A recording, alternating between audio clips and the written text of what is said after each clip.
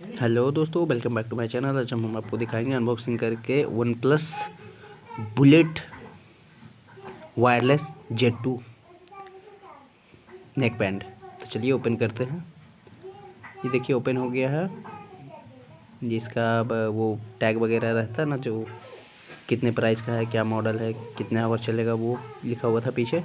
देख लीजिए यहाँ पे है सारा लिखा हुआ। ये ब्लैक कलर में है। चलिए इसे ओपन करके दिखाते हैं फटाफट आपको। ज़्यादा टाइम पास नहीं करूँगा। और दोस्तों, आप लोग वीडियो देखते हैं लेकिन सब्सक्राइब नहीं करते, लाइक एंड सब्सक्राइब जरूर कीजिए ताकि और भी वीडियो हम दे, हमारा भी मन उत्साहित हो। तो चलिए फटाफट आपको निकाल के दिखा देते हैं ये कैसा है।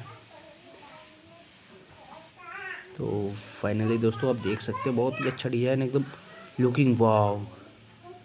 और ये स्पीकर जो है मैग्नेटिक है, सट्टे पे डिस्कनेक्ट हो जाएगा, अलग रहेगा तो ही कनेक्ट रहेगा। ये देखिए वन प्लस का ब्रांडिंग है, देखिए चिपका हुआ है ये। दोस्तों इन केस इसके साथ मिला है हमें ये एक कार्ड है वन प्लस का, और ये चार्जिंग का है, और ये कोई